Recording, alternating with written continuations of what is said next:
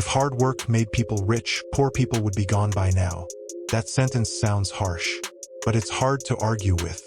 Most people already work hard. They try, they show up, they stay busy. So the real question isn't why people don't try harder. The real question is why all that effort produces so little change. That's where things start to feel uncomfortable. Because we're taught something very early. We're taught that effort is the answer. That if you push harder, things will work out. And when they don't, we assume the problem is us. We assume we're lazy, or distracted, or not disciplined enough. But hard work isn't rare. You see it everywhere. What's rare is progress that compounds. That's the part people miss. Most people are putting real effort into things that reset to zero. They trade time for money. They work inside systems they don't control. They do things that stop the moment they stop. You can work like that for years and stay in the same place. Not because you're broken, not because you didn't want it badly enough, but because the structure itself has limits. That's the difference nobody explains clearly.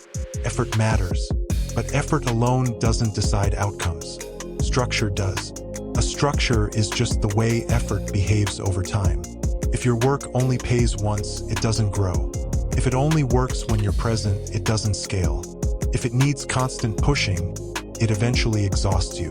That kind of work feels productive, but it doesn't change your position. Keeps you busy without moving you forward. And the system rewards that kind of busyness. From a young age, we're taught a simple trade. Follow the rules. Work hard. Be patient. That trade works just enough to keep people hoping, but not enough to change the game. So when effort stops working, people don't question the system. They question themselves. They try to become tougher, more motivated, more disciplined. But discipline isn't the missing piece. Placement is. Where your effort goes matters more than how hard you push. That's why two people can work equally hard and end up in completely different places. One is climbing. The other is running in place. From the outside, it looks like effort explains the difference. It doesn't. What explains it is whether the work has room to grow. Wealth doesn't come from working harder forever. It comes from building or positioning yourself inside things that keep working. That idea alone explains a lot of what people see but can't quite name. Why the same people seem to keep winning. Why talent doesn't always line up with money. Why exhaustion is common, but progress isn't. This isn't about shortcuts. It's not about tricks. It's about understanding what game you're actually playing. Most people think they're playing a work game. They're not. They're playing a placement game.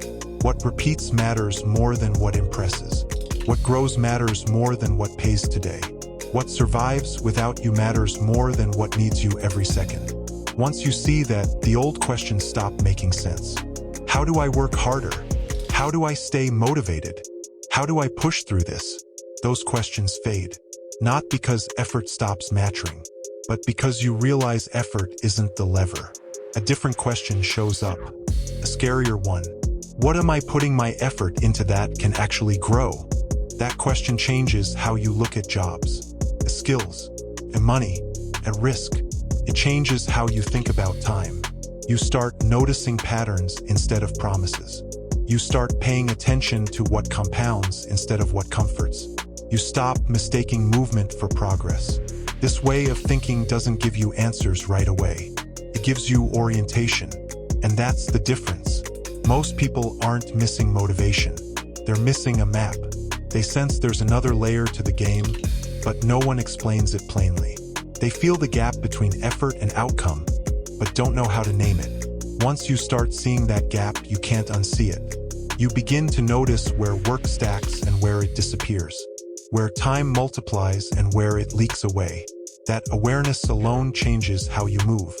Not overnight, not magically, but permanently. This isn't about getting rich fast.